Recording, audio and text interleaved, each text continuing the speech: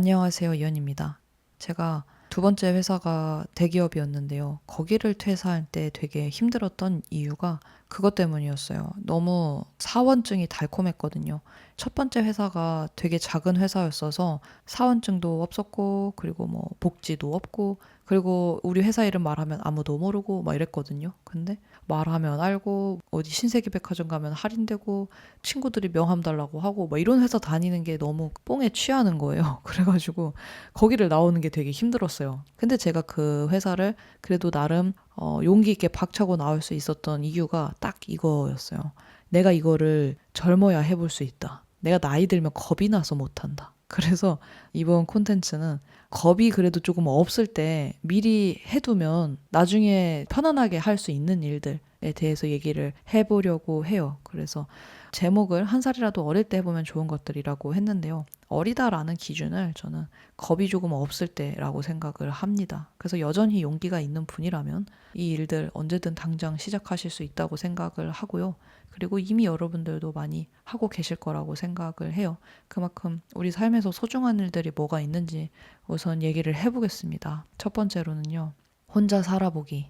저는 이거 좀 한 살이라도 어릴 때 해보면 좋은 것 같아요. 물론 나아가면 고생이라고 하고 또 부모님은 이렇게 얘기를 하겠죠. 아니 내가 뭐 밥도 해주고 여기 뭐 너 누울 자리도 있고 너 여기 월세 안 나가는 거 저축하고 이러면 또 돈도 얼마나 금방 모으니 너 또 결혼해야 되지 않아? 막 이렇게 얘기하시잖아요.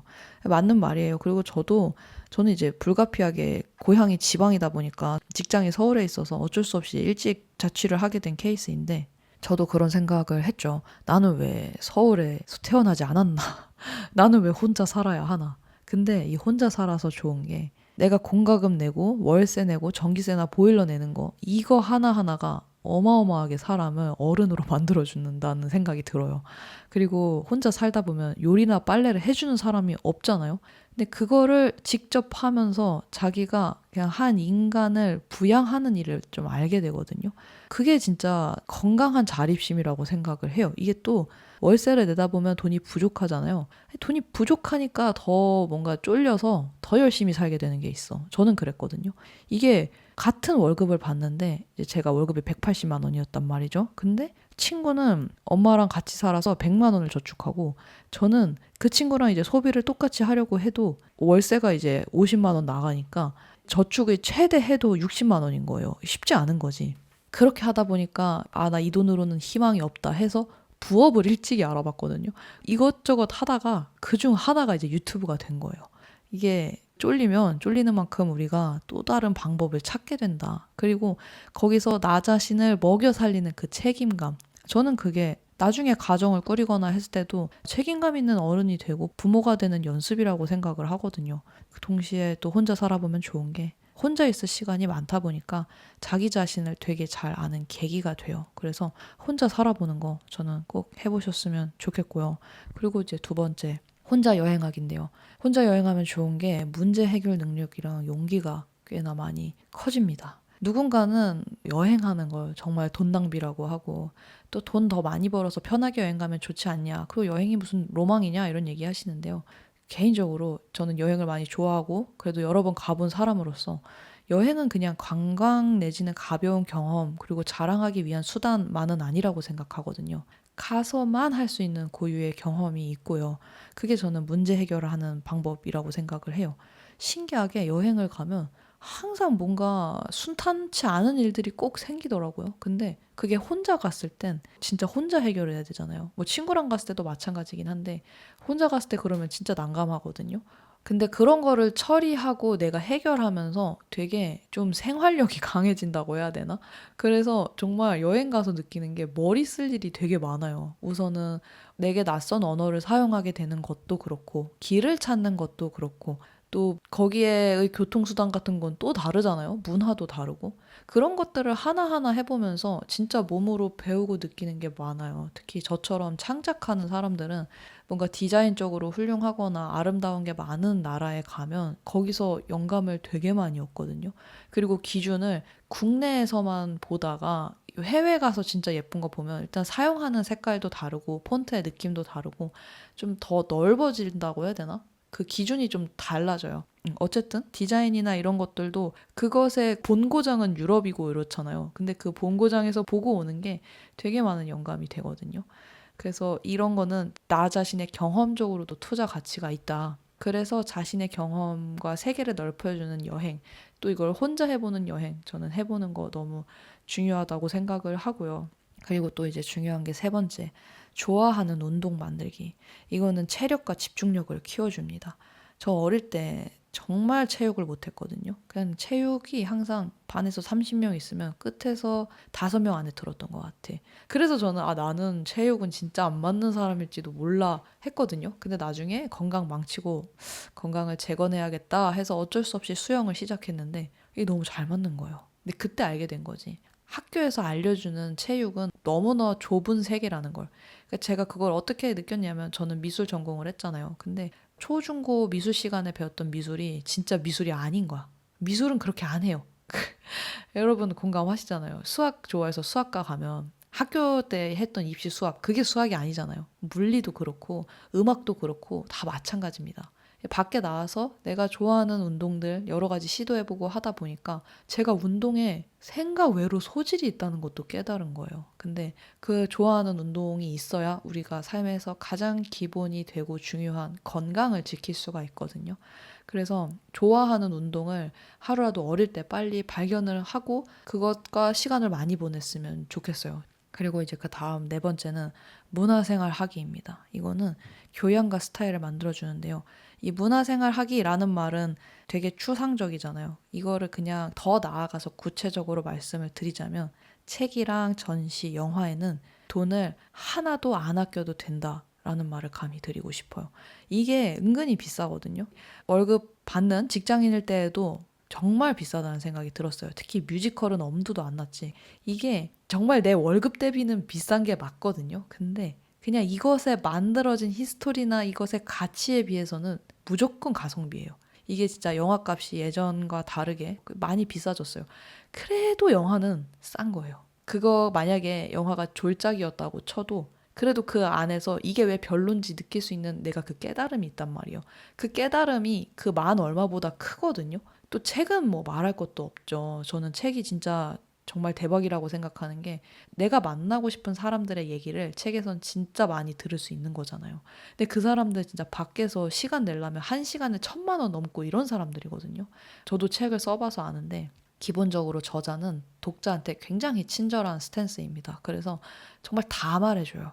다 말해줘야 이게 또 책이 가치가 높아지니까.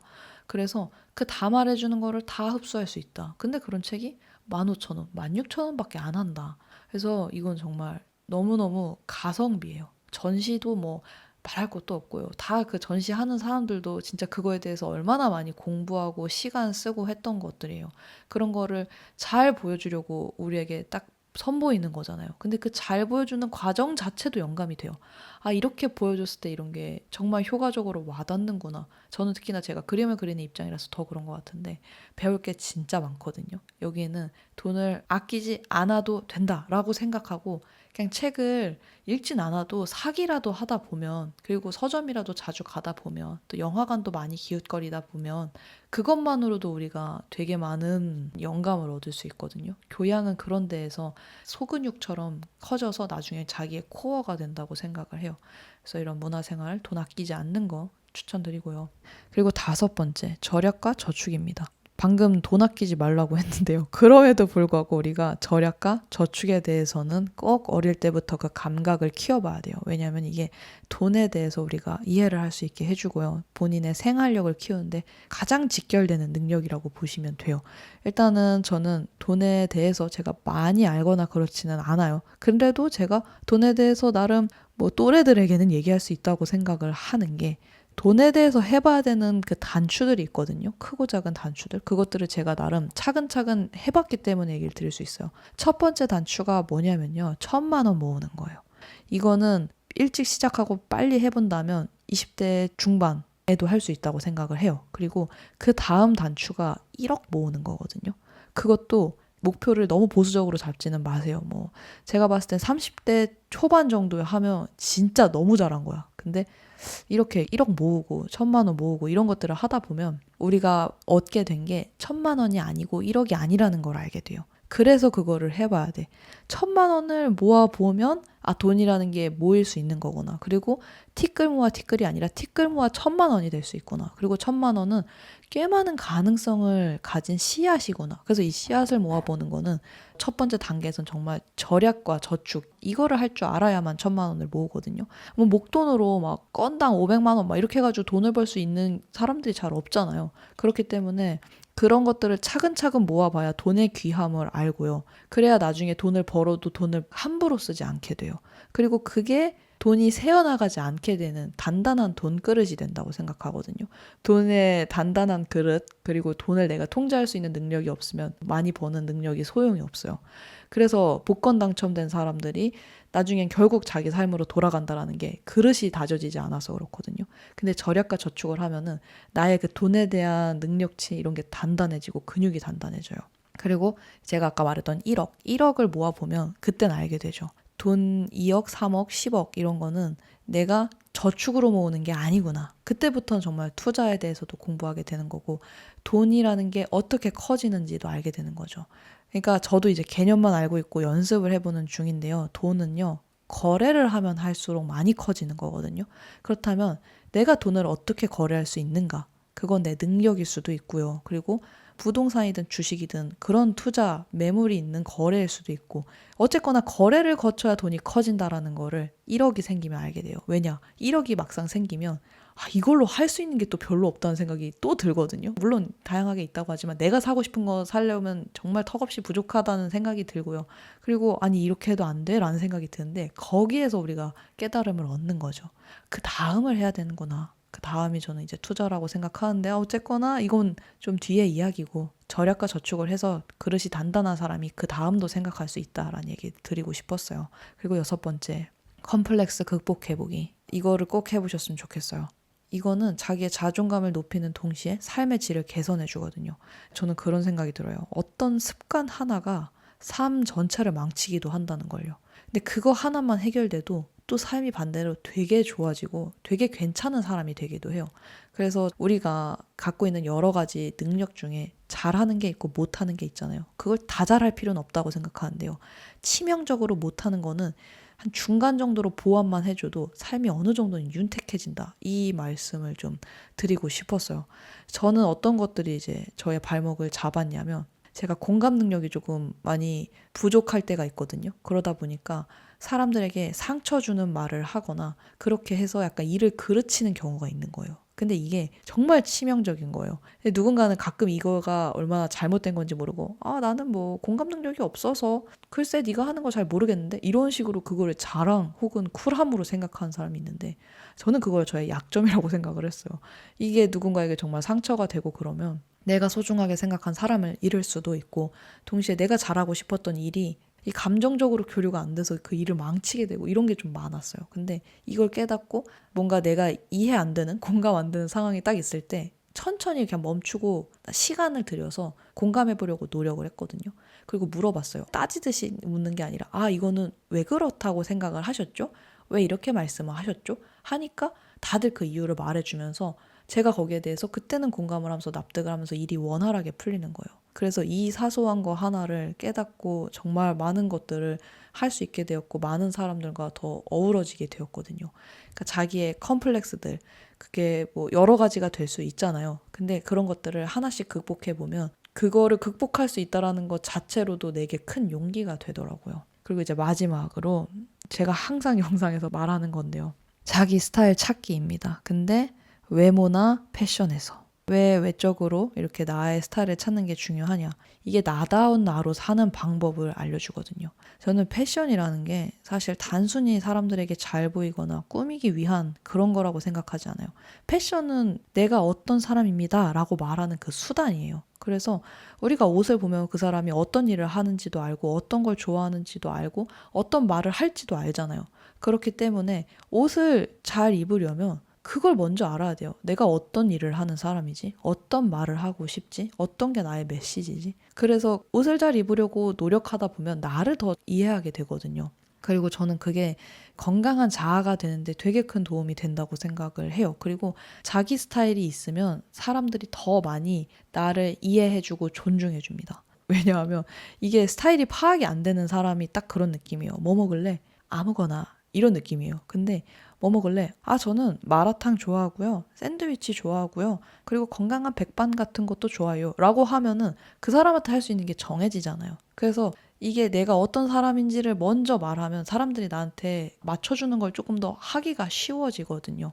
그래서 저는 이런 자기 스타일에 대해서 감이 워낙 안 잡히면 퍼스널 컬러 같은 검사를 해보는 것도 되게 도움이 많이 된다고 생각을 해요. 자기에게 맞는 스타일을 찾으면서 더 자기가 되어 나가는 과정이니까요. 어쨌거나 제가 준비한 내용들은 여기까지고요. 이거는 뭐 나이를 따지지 않고 언제든 시작하면 좋은데 어릴 때 보면 좋다라고 말씀을 드리는 이유는 실수를 해도 좀 티가 덜 나거든요. 좀 더 부담이 덜하다. 근데 이게 좀 나이 들면은 이걸 해볼 시간도 없고요. 여유도 없고요.